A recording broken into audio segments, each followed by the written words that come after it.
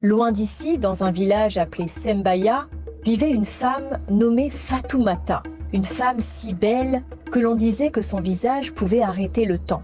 Les hommes parlaient d'elle à voix basse, les femmes aussi. Même les enfants murmuraient son nom quand ils croyaient que personne ne les écoutait. Quand Fatoumata se réveillait le matin, c'était comme si tout le village se réveillait avec elle. Au moment où elle sortait balayer la cour, des hommes se tenaient déjà à sa porte, certains avec des paniers de mangue, d'autres avec des chèvres, d'autres encore avec des bijoux du marché. Ils attendaient, transpirant sous le soleil, juste pour apercevoir son visage. Sa mère, Yandé, ne les chassait jamais. Elle sortait en souriant, fière et vive, ses mains rapides à ramasser chaque cadeau. Et peu importe combien de fois Fatoumata disait « non, merci », d'autres hommes revenaient encore. Chaque jour, c'était la même chose. Doucement, les hommes appelaient en son nom. Ils lui promettèrent de l'or, des terres, l'amour. Et chaque jour, Fatoumata secouait la tête, polie et silencieuse, jamais impolie, jamais intéressée. Certains disaient qu'elle était timide, d'autres disaient qu'elle était fière, et d'autres encore, ceux qui aimaient les commérages, disaient qu'elle n'était pas humaine. « C'est un esprit du fleuve », chuchotait une vieille femme au marché. « Sa mère l'a trouvé flottant dans une calebasse », disait une autre. Et quand quelqu'un riait, la vieille femme sifflait. Alors dis-moi comment une femme aussi vilaine que Yandé aurait-elle pu donner naissance à une telle beauté? Et les gens reconnaissaient qu'elle n'avait pas tort. Yandé n'était pas connue pour sa beauté. Son visage était long et dur, ses yeux petits et froids, mais elle était riche, plus riche que quiconque à Sembaya grâce à sa fille. Les prétendants venaient de loin, remplissant la cour de beaux tissus, de bétail, de sacs de sel. Yandé vendait, échangeait, investissait, sa maison grandissait chaque année, mais cette maison avait quelque chose d'étrange. Aucun rire n'en sortait. Fatoumata n'avait ni père, ni frère, ni sœur, seulement sa mère. Et même si Yandé souriait aux villageois, personne ne l'aimait vraiment. Pourtant, le village aimait parler. On disait que Fatoumata avait déjà été fiancée 2 fois. Le premier homme, un jeune cultivateur, était mort soudainement, juste avant le mariage. Le second, un soldat, s'était noyé dans le fleuve peu après lui avoir offert un bracelet d'or. Les gens murmuraient, mais Yandé fit taire les rumeurs avec des cadeaux pour les anciens, de l'argent pour le prêtre, et bientôt, tout le monde se tut. À ce moment-là, la plupart des hommes avaient peur de l'épouser, mais pas tous. Certains croyaient encore que sa beauté valait le risque. Et puis, une saison où le fleuve débordait et où les pêcheurs étaient à l'œuvre, un nouvel homme arriva à Sembaya. Il avait entendu les histoires, mais il s'en moquait. Il s'appelait Baï, et dès qu'il vit Fatoumata pour la première fois, il se jura qu'elle serait sa femme. Il venait de la côte, un pêcheur travailleur, connu pour tirer des filets plus lourds que des hommes 2 fois plus grands que lui. Son rire portait loin, son cœur était simple et bon. La première fois qu'il vit Fatoumata, c'était au marché. Elle marchandait des ignames, le soleil dessinant des reflets sur ses épaules, il en oublia le monde. Quand elle surprit son regard, il détourna les yeux honteux. Mais cette nuit-là, il ne put dormir. Le lendemain matin, il lui apporta un cadeau, un petit poisson sculpté, poli jusqu'à briller.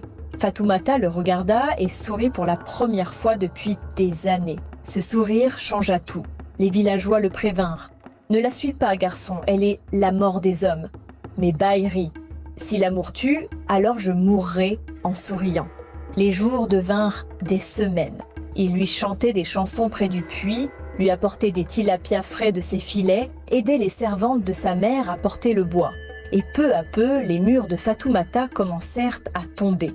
Quand elle finit par dire oui, le village entier poussa un cri de stupeur. Mais leur joie fut de courte durée. En moins d'un cycle de lune, Baï tomba malade. Sa force le quitta, sa peau pâlit, son rire s'éteignit, les anciens murmures revinrent.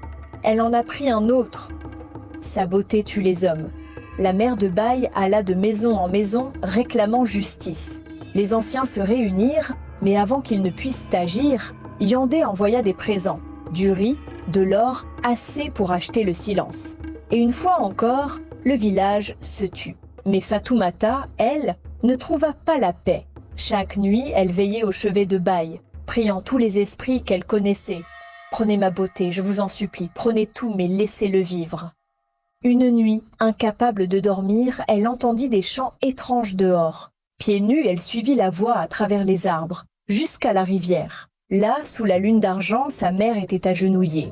Les mains de Yandé traçaient des signes étranges, sa voix grave et inconnue. « Esprit du fleuve, prenez-le et gardez mon don, que ma fille reste belle, que sa beauté les domine tous. » Fatoumata se figea. Le reflet de sa mère tremblait sur l'eau, mais le visage qui la regardait n'était pas humain. Il était écailleux, brillant, ancien. Elle fit un pas en avant. « Maman, que fais-tu » Yandé se retourna lentement, les yeux brillants comme la rivière elle-même. « Tu n'aurais pas dû venir, ma fille.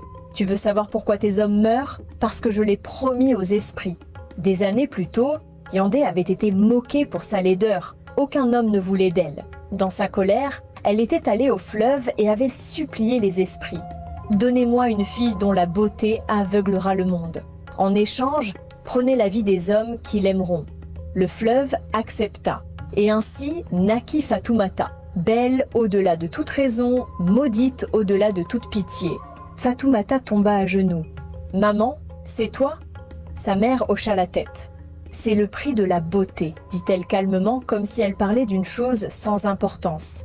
Fatoumata, horrifiée, sanglotait. « Non, cela doit cesser, les gens meurent à cause de moi. » Yandé sourit tristement. « Je suis désolée, ma fille, mais ce qui a été donné ne peut être repris. La malédiction ne s'arrêtera que lorsque la vie de celle qui l'a commencée prendra fin. » Fatoumata recula, les larmes se mêlant à la brume du fleuve. Au loin, elle entendait Baï tousser faiblement, un son comme un tambour mourant. Sa mère leva le poignard du sacrifice et le pointa vers l'eau. « Laisse-le, un autre viendra. Les esprits n'en ont jamais assez. » Mais quelque chose se brisa en Fatoumata. « Non, maman, plus jamais. » Elle bondit, arracha le poignard des mains de sa mère, sa voix tremblait. « Si la malédiction finit avec ta mort, alors qu'elle finisse ce soir. » Avant que Yandé ne parle, Fatoumata enfonça la lame dans sa poitrine. La rivière rugit, les vagues montèrent haut comme des arbres. Le vent hurle, les esprits crièrent depuis les profondeurs. Puis, silence. Le ciel s'éclaircit. Le fleuve s'apaisa. Quand Fatoumata rouvrit les yeux, le corps de sa mère avait disparu, emporté par le courant. Dans la hutte, Baï remua. Sa respiration revint, la fièvre tomba. Il la regarda et murmura faiblement « Que s'est-il passé ?» Fatoumata répondit simplement « C'est fini, paix ». À partir de ce jour, la paix revint à Sembaya. Les villageois remarquèrent que Fatoumata brillait encore, mais sa beauté n'avait plus rien d'irréel. Elle était humaine désormais, douce, apaisée, méritée. Des années plus tard, quand des étrangers demandaient « Est-il vrai que tous les hommes qu'elle aimait sont morts ?» Les anciens secouaient la tête et disaient calmement « Méfiez-vous de la beauté qui fait trembler le cœur, car elle peut aussi le briser. »